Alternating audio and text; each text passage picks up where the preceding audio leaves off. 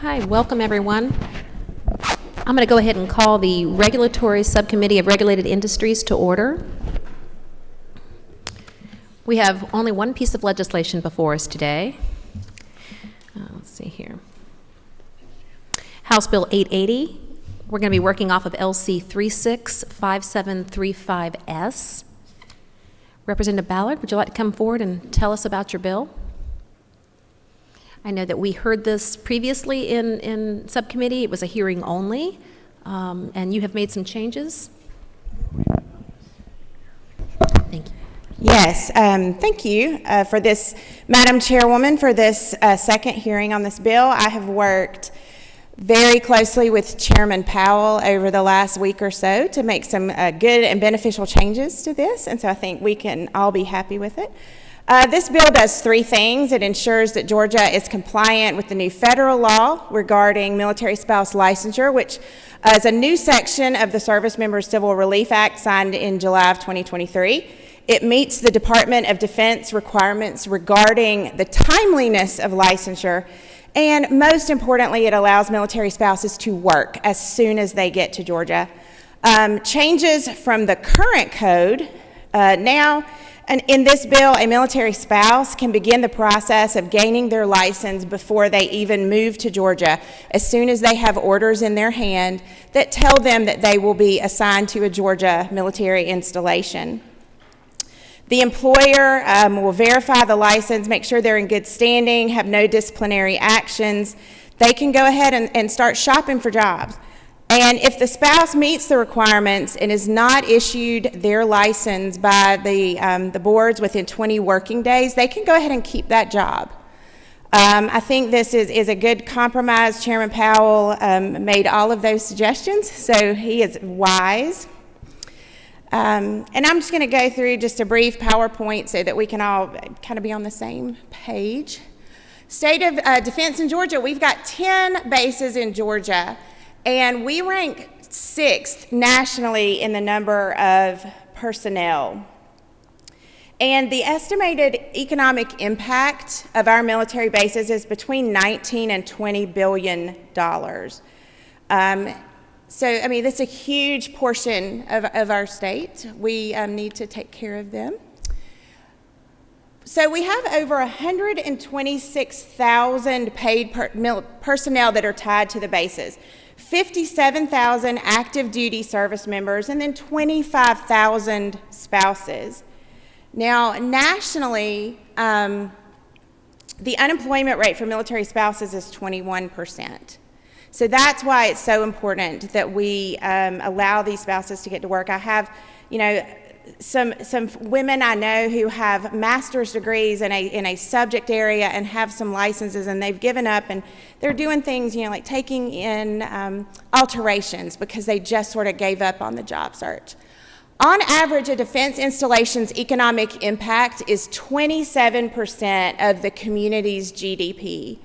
And since we in our military communities are so tied to our bases, I don't know that other people who live in perhaps metro areas or other areas of the state can imagine if, an outside agency came and took away 27% of your community's GDP. But that's kind of what we live with in military communities. We don't want to lose our missions. We don't want to lose our bases. 34% of spouses work in occupations requiring licenses, and this is the shocking statistic. Spouses routinely lose 6 to 9 months of income with their move. Now, a first-year enlisted service member with a spouse and a child makes just over $24,000 a year. Now, you make $24,000, you're counting on your spouse to maybe make another $24,000, but they are losing 9 months of income. And so that is definitely a hardship. And you can see here, 25% of our high demand occupations do require licenses. We're screaming for these workers, and we have workers that can be put in these career fields, and we just need to let them.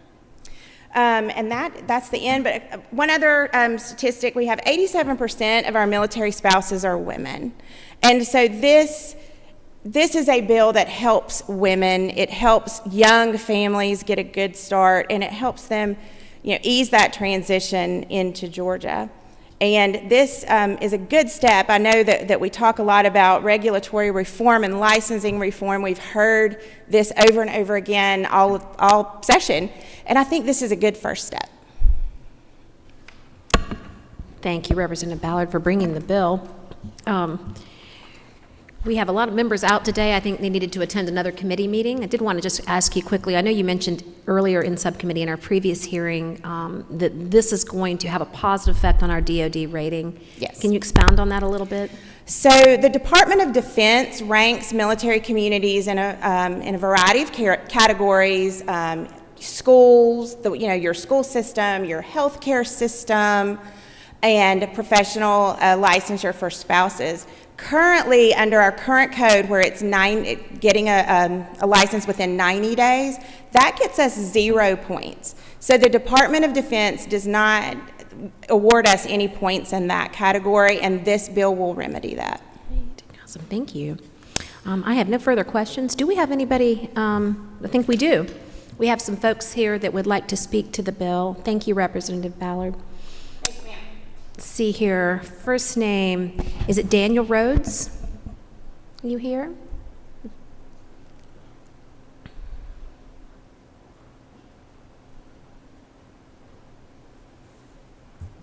Thank you.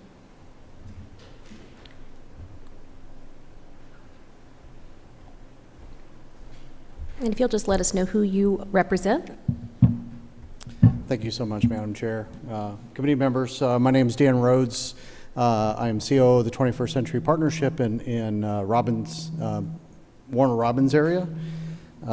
Just wanted to say a couple of words about this bill and support. Right off the bat, of course, this is absolutely in support of our military families. So the one thing that we need to always remember is, as we transition to a military that is professional, so in other words, we're asking our people to volunteer to come here. Now, whenever we're moving our folks around, that is a federal order that they have to go to the different states.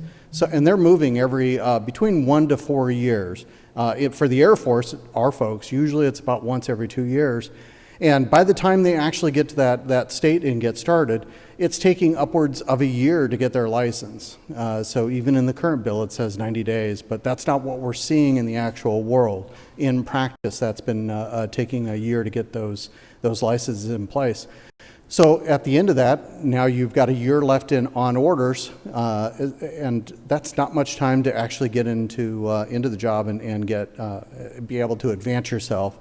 So a lot of the wives are just giving up. As Bethany said, Representative Ballard said, they're just finding the other jobs, things that are easier for them to do. And I think we're decreasing the economic availability for those families in the future. It makes sure that a lot of the spouses, and oh, by the way, that's 94% women, are then unable to advance in their own careers, so they're giving up their careers for their spouse. Amazing that they're doing that. If we're able to pass this bill, at least we're demonstrating to those military spouses that we're supporting them, and that's a fantastic way for us to show that support. She brought up the strategic basing process. As that stands right now, that is primarily an Air Force process that will be across all services, so all those services are going to be looking at least initially, licensure and educations. And as she said, we're going to get 0 points on strategic basing processes in the future. And that means that we certainly have the possibility of losing out on missions. Not something we want to do. And again, those families are moving once every 1 to 3 years. So trying to make sure that not only are the missions available in the state for them to come to, but then their spouses have that ability. She's already brought up the SCRA, so I won't talk on that one anymore. And finally, let me thank you guys, this whole body, for all the support that you've provided it with licensure in the past. You all have done wonderful in making sure that you're supporting it. You often don't get thanked for what you guys are doing, so thank you so much for the support that you've had. Pending any questions, that is... Mm-hmm. Yeah, thank you for that. How does Georgia compare to other states, the ones that you would regard as more friendly So we're really friendly, and don't take that wrong. We are a very friendly state. Specifically as We're relates doing- to licensure. On licensure, so Utah, Illinois, California, there are a list of states that are already doing this. There are states that are bringing it up in their own legislatures this year to pass. We're pretty good, but again, it's an end game sum. So we haven't passed it. We don't meet DOD requirements, and that in the end means that we're getting the zero. Even with, because I think the current law says 90 days, even with that, from experience, what we're seeing is in the field, the folks that are applying for the licenses aren't getting them. It's taking them upwards a year. And that does speak to the larger problem with licensure. Indeed. In Georgia, yeah. But the best way to approach this is by taking a small subset of our population, one that has no choice but to be in this state, and say, thank you for coming to this absolutely amazing state, and let's make sure that we're getting your license. I agree, and that subset is an important subset. Indeed. It certainly is, and I don't really view this as that we're putting these folks ahead of the average Georgian. I mean, we do have different expectations of our military families than the average Georgian. You know, Absolutely. we are asking them to put their lives on the line for our freedom, and I do think that this is a positive step in the right direction. Yes, ma'am. I don't have any further questions, Mr. Rhodes. Thank you. Thank you very much. Okay, we have Gabe Sterling. Are you here? You are.